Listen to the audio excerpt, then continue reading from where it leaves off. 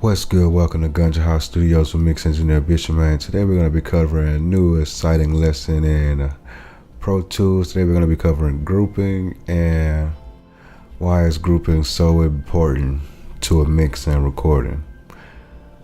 Alright, so let's jump right into it. Alright, first of all, we're going to go ahead and go to the mix window. That's where we're going to be doing a lot of our work from.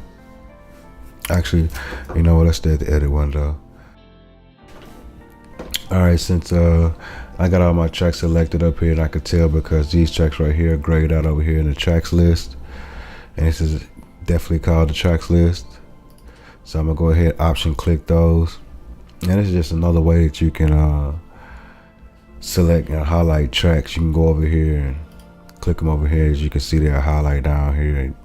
You can do this same thing. You can hold shift and select those. Well, just a little tip trick, you know, just a little something throwing in there. But anyway, back to grouping. All right, when you create for mixed groups and why you want mixed groups, say if you got like two snare drums, or say if you got like two snare drums, say if you got a snare top and a snare bottom, and you want to control them both together, you can create what's called the group. And with the group, you can move the fader and do certain edits and mix simultaneously within these groups. And I'm gonna show you exactly what I'm talking about. So to create a group, we're gonna go over to the mix window, and as you can see, like your hook, you got your hook lead, you got your hook dub, you got your hook in and out, you got your hook ad libs. And so I want these all grouped together. So to do that, I'm gonna hold shift and I'm gonna select the first one, and I'm gonna continue to hold shift, and I'm gonna select the last one, and I'm gonna press Command G. And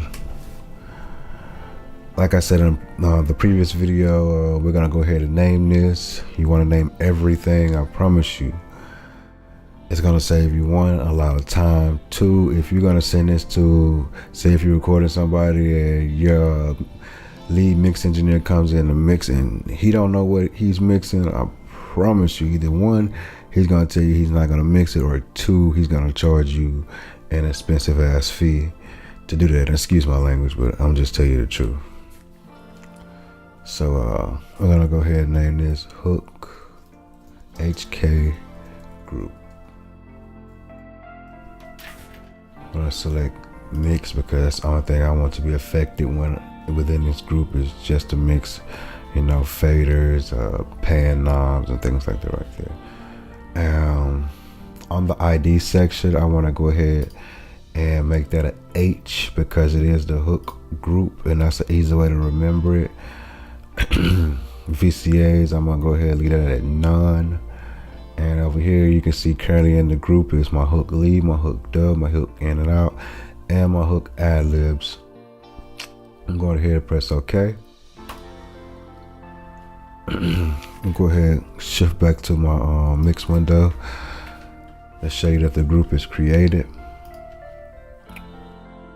So I'm gonna go over here to display, mix groups, and as you can see, the hook group is right there. And so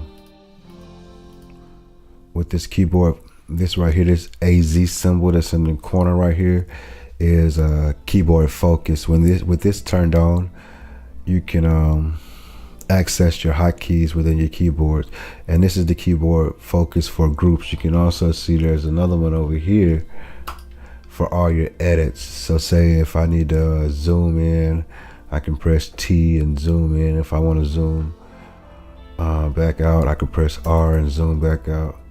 And with that enabled, that enables me to use my keyboard as for the hotkeys or things like that right there.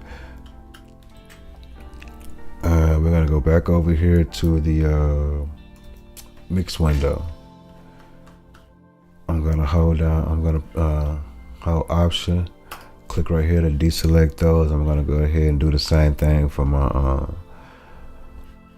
basically my lead verse, my first verse. So gonna hold down shift, select the first one, select the last one,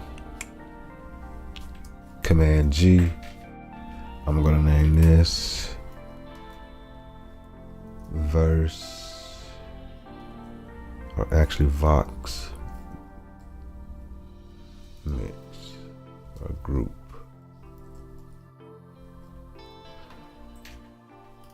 I'm gonna give it a ID of V, because once again it's easier to remember that way. I'm gonna go ahead and change the type to mix. Boom, that's there. I'm gonna go ahead and create one for my effects. Once again, hold down shift, select the last one, Command G, effects group.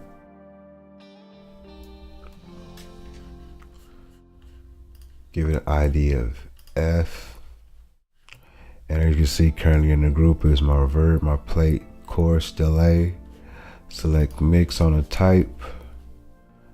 Press OK. And since I done made all the groups I want to make within this song, I'm going to go ahead and hold down shift and I'm going to select all of them. Make sure all of them selected. And I'm gonna press Command G and I'm gonna call this the mix group. And the reason why I'm making one for all of them is, say in certain instances I've already set up my pre-mix and I look down at my master fader and I'm clipping about a negative by 2 decibels. So I need to move things down probably a negative 3 decibels. So I don't be clipping. Damn gnat. Sorry. So I don't be clipping or whatever that was. So I can go to my group, my mix group with all of them in there and turn that on and simultaneously bring down all of my faders without having to go through and individually click on the faders or bring down the faders. Sorry about that. All right. So with that being, with my mixed group on, I should be able to go over here to any one of these faders and simultaneously bring them all down, all together.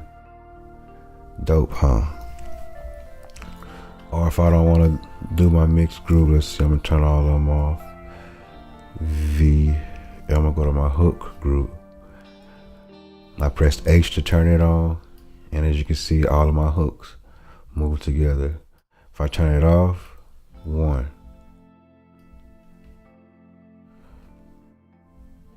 Turn it back on, all.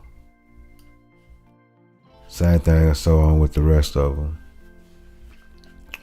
And I know, and reason why this is so important to a mix is basically when you're fitting things into a spectrum and trying to glue your mix together, you're gonna want to be able to be able to control all of certain instrumentations or vocals at one time.